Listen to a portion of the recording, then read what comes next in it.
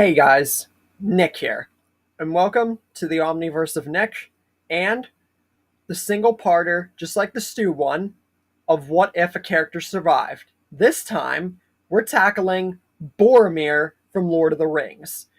Now, before we get into today's story, be sure to smash the like button, subscribe to the Omniverse of Nick channel, and further acknowledge the channel by checking out the Discord, Patreon, and Google Docs on the channel homepage or bio to further acknowledge and support the future of this channel, which the Patreon's definitely the future of this channel.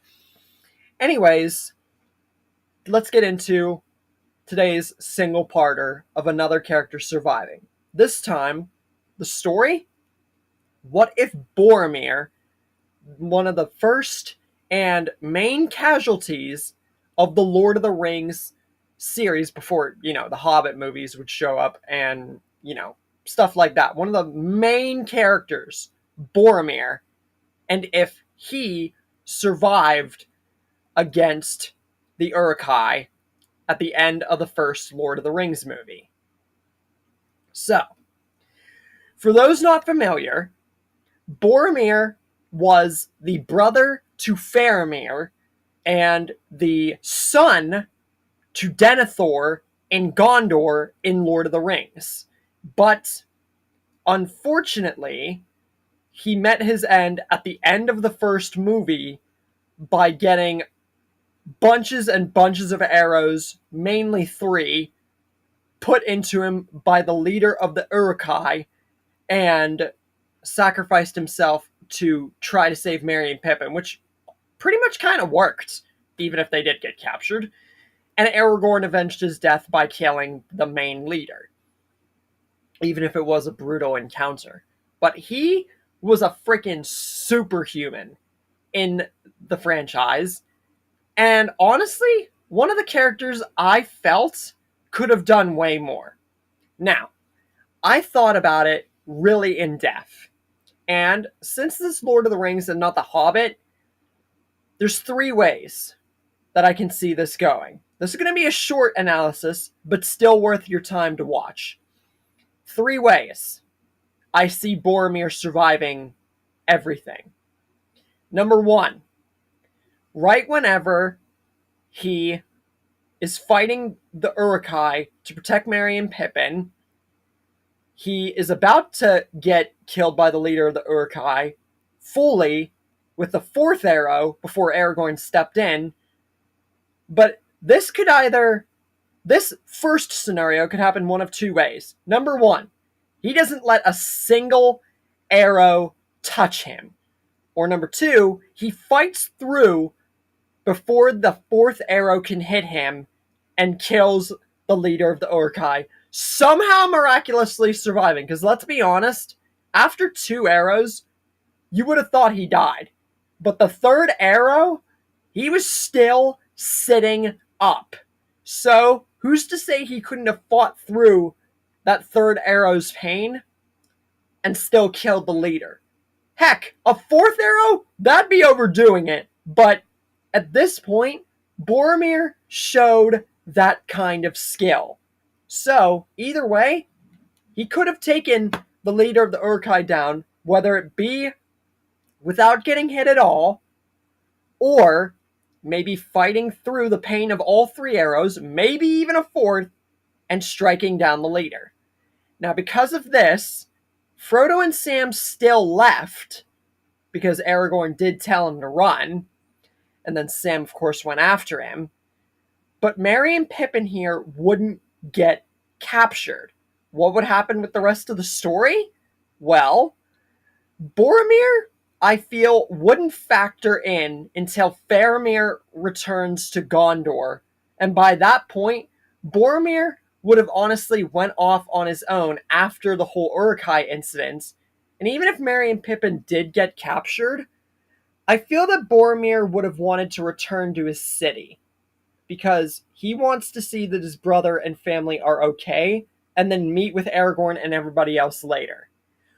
But because it would take Boromir some time to get back to Gondor, and Faramir wouldn't come back until sometime later.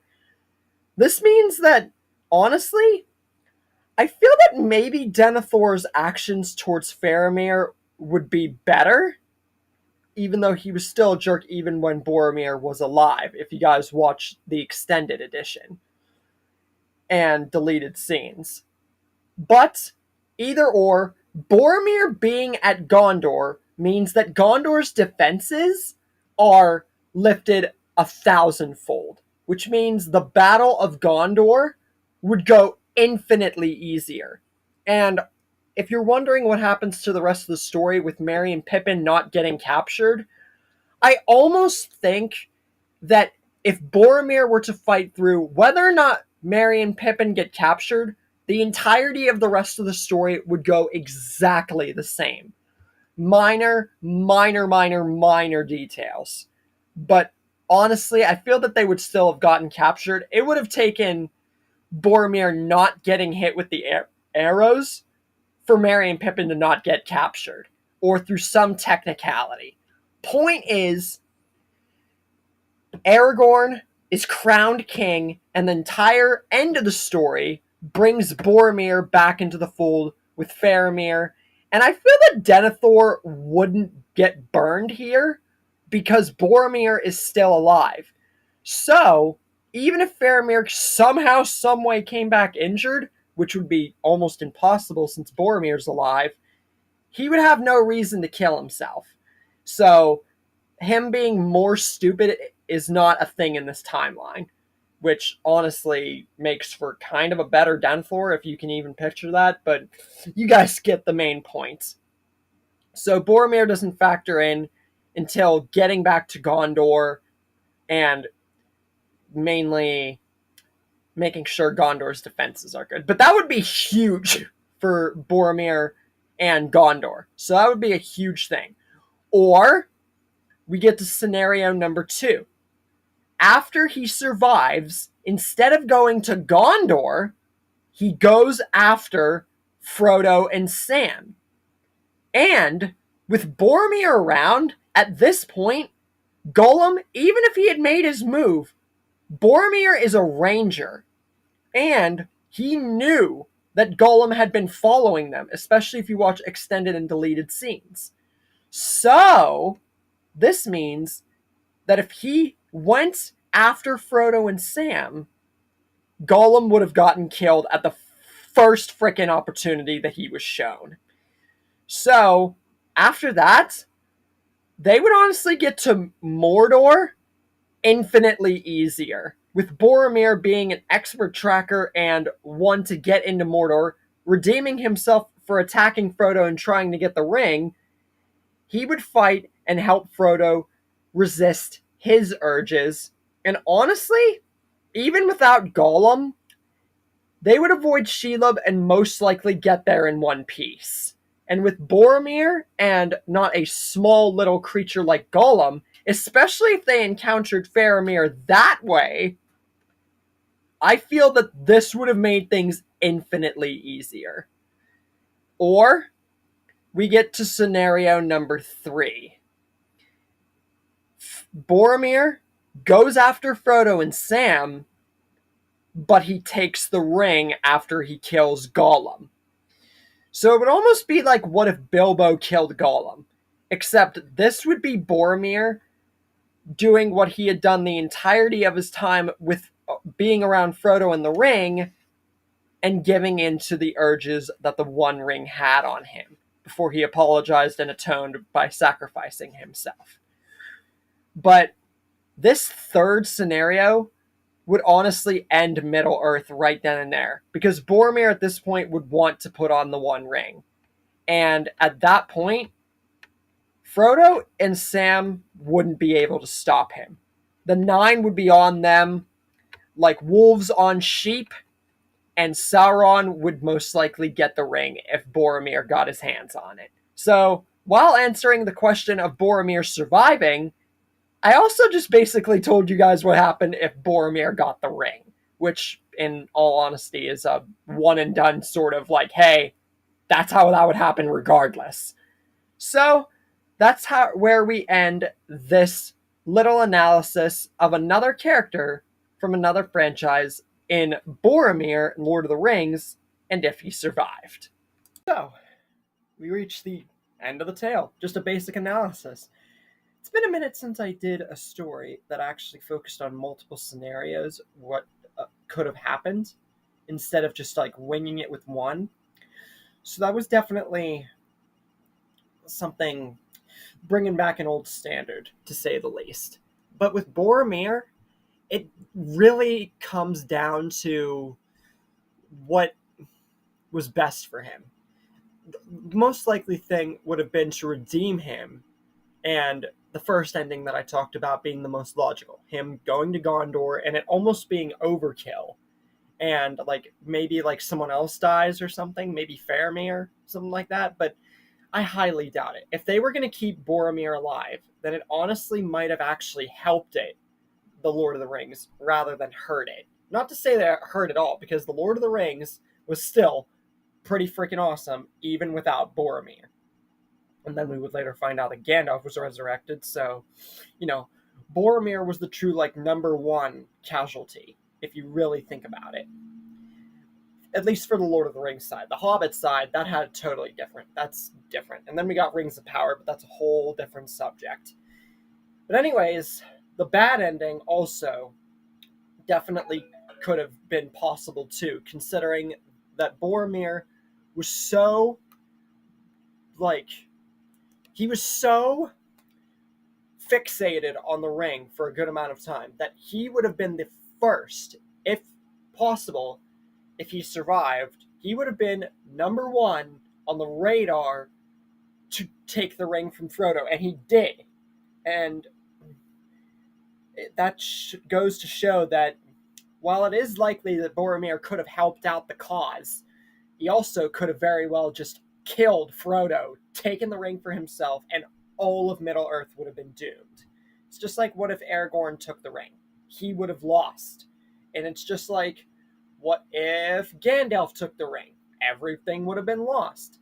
It depends on the guy or gal in the story. Now, for the next Lord of the Rings what if, I'm not entirely sure yet. That's something up in the air. But I hope you guys enjoyed this one.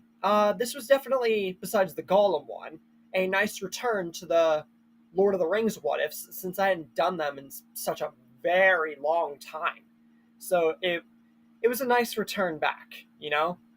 So, with all that out of the way, hope you enjoyed this one. Now, at the time of this recording, I'm going to be taking a break. And until the second Big Bang episode is put on to the channel, which by the time that you see this on the channel, it will already be up anyway, but I just say this ahead of time just for clarity, and that I'll be taking a break from working on stuff. But whenever I do get back to work, which I'll have already posted about, like, way ahead of time, you know, the next stories will be Doc Ock and Shane in Saw. So they're mainly going to focus on those two. Doc Ock is actually going to have more of a story, so that will be really cool. As for the likes of Shane in Saw, I'm not really going to go too in-depth with that. I'm pretty much just going to say, like, what kind of cop that he would be most good at to replace, and maybe build something there, but nothing major. Just throwing that out there. But those will be the next two stories I work on. Hopefully we don't get a thing like we did with the John and Daniel story and the Dale one, where I have to work and upload at the same time.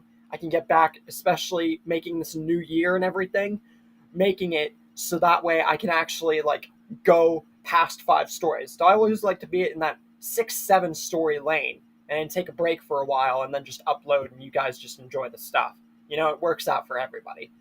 But anyways, I digress. I hope you enjoyed this Lord of the Rings What If. The next story that you'll be seeing posted here, even though it won't be for some time at the time of this recording, obviously, but that's just me rambling, will be What If Doc Ock Survived. And he's actually pretty much my kind of favorite Spider-Man character, if I'm being real. But anyways, I'll see you guys next time. And be sure to acknowledge the omniverse of Nick by smashing the like button, subbing to the channel, and commenting all future requests and expectations for the new year, as well as looking in the description at the Discord and Patreon to support the future of this channel and keep it alive for as long as humanly possible. And I will see you guys next time.